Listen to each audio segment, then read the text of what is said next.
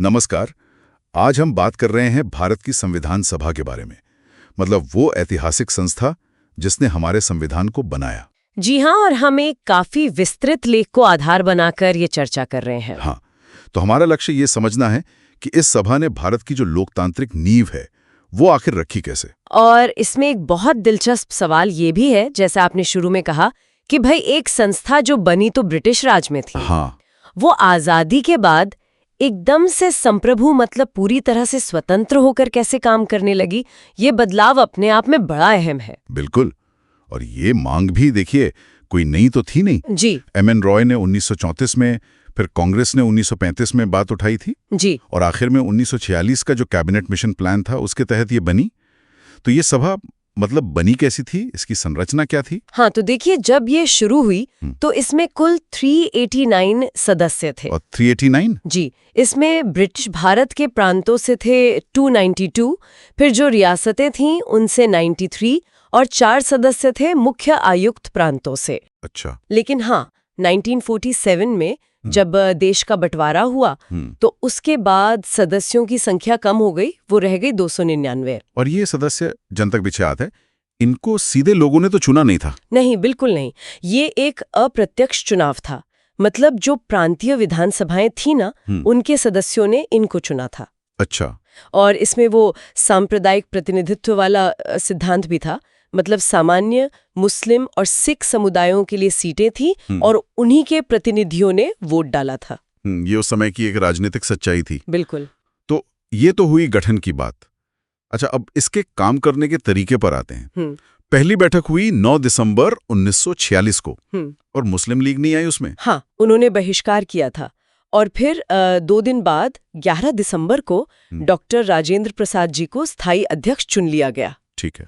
लेकिन सबसे बड़ा मोड़ तो आया 15 अगस्त 1947 को, जब भारत आजाद हुआ। हाँ, तब ये सभा कानूनी तौर पर पूरी तरह संप्रभु हो गई, अपने फैसले लेने के लिए आजाद। एकदम। और फिर इसी संप्रभु सभा ने संविधान का मसौदा बनाने के लिए 29 अगस्त 1947 को, हाँ, वो डॉक्टर B.R. अम्बेडकर की अध्यक्षता में, जी, प्रारूप समिति, ड्राफ्टिंग कमेटी, हाँ, प्रारूप समिति बनाई। ये तो शायद सबसे ज्यादा जानी मानी समिति है। निश्चित रूप से। और उसका काम तो मतलब बहुत ही महत्वपूर्ण था। देखिए, पूरी सभा ने लगभग 3 साल काम किया, 1946 से 1950 तक। हाँ, 11 सत्र हुए, 167 दिन बैठ के चली। और ये बात ध्यान देने वाली है कि इसमें से 114 दिन 114 दिन, हाँ, 114 दिन सिर्फ और सिर्फ संविधान के मसौदे पर बहस हुई। बाप रे, ये तो वाकई गंभीरता दिखाता है। और ये सारी बहसें, ये तो रिकॉर्डेड है ना? जी हाँ, बिल्कुल। ये सारी कार्यवाही संविधान सभा वाद विवाद मतलब कॉन्स्टिट्यूएंट असेंबली डिबेट्स या कैड के नाम से प्रकाशित है और आज भी मौजूद है। अच्छा। और इनको पढ़ने से पता चलता है कि माहौल कितना विचार विमर्श वाला था, समावेशी था। हाँ, तीखे मतभेद भी थे, लेकिन फिर भी एक सम्मानजनक तरीके से बहस होती थी। अलग अलग विचारों को जगह मिले। बिल्कुल। प्रारूप समिति के अलावा और कौन सी समितियां अहम थी? सुना है करीब 22 समितियां थी कुल। हाँ, काफी थी, लेकिन कुछ प्रमुख थीं। जैसे नेहरू जी के पास थी संघ संविधान समिति और संघ शक्ति समिति। अच्छा। सरदार पटेल जी के पास प्रांतीय संविधान समिति थी और मौलिक अधिकारों और अल्पसंख्यकों पर सलाहकार समिति भी वही देख रहे थे। इन समितियों ने ही संविधान के अलग अलग हिस्सों का ड्राफ्ट तैयार किया था। और वो जो उद्देश्य प्रस्ताव था जिसे नेहरू जी ने पेश किया था 13 दिसंबर 1946 को, हाँ, उसका क्या महत्व था? हाँ, वो बहुत ही महत्वपूर्ण था। उसने समझिए कि संविधान की पूरी फिलॉसफी, पूरी दार्शनिक नींव रख दी। अच्छा। कि भारत कैसा देश बनेगा, संप्रभु, लोकतांत्रिक गणराज्य, नागरिकों को न्याय, समानता, स्वतंत्रता मिलेगी। इसी ने आगे की पूरी बहस को एक दिशा दी। हाँ।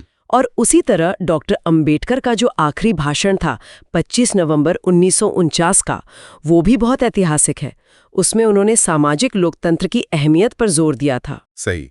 और फिर आखिर में 26 नवंबर 1949 को संविधान को अपना लिया गया। जी। और लागू हुआ 26 जनवरी 1950 को, जिस दिन भारत गणतंत्र बना। तो इस संविधान की मतलब खास बातें क्या हैं? कई हैं। एक तो ये दुनिया का सबसे लंबा लिखित संविधान है। हाँ, ये तो है। इसमें आपको पश्चिमी कानूनी राजनीतिक विचारों जैसे संसदीय प्रणाली, मौलिक अधिकार, इनका और भारतीय जरूरतों का एक अनूठा मेल मिलेगा।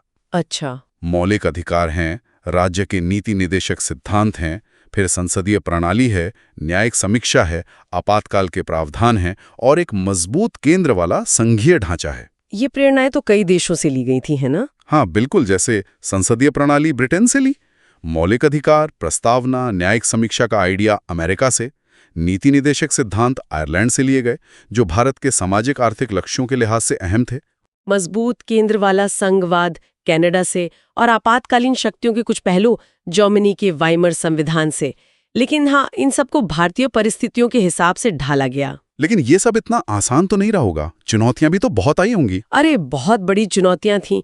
सबसे बड़ी चुनौती तो जाहिर है देश का विभाजन था 1947 का, और उसके बाद जो हिंसा हुई। हाँ, मुस्लिम लीग के सदस्य तो अलग हो ही गए थे, फिर रियासतों को भारत में मिलाना वो अपने आप में एक बहुत बड़ा और पेचीदा काम था। सही। और फिर अंदर भी देखिए, नागरिकता किसे दी जाए, देश की भाषा क्या हो, हिंदी और अंग्रेजी को लेके बहुत तीखी बहस हुई थी।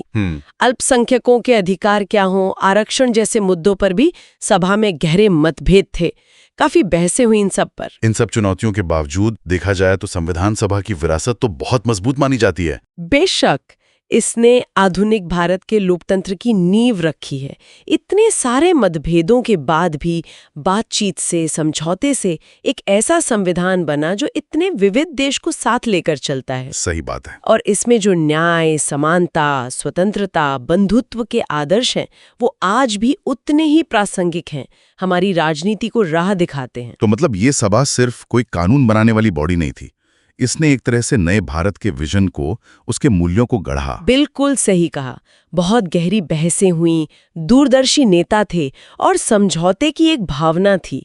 इसी से एक ऐसा दस्तावेज बना जो आज भी एक जीवित दस्तावेज है। हाँ। जो परंपरा और प्रगति, विविधता और एकता, अधिकार और जिम्मेदारी, इन सब के बीच एक संतुलन बनाने की कोशिश करता है। वाकई। अच्छा, जाते जाते श्रोताओं के लिए एक सवाल छोड़ते हैं।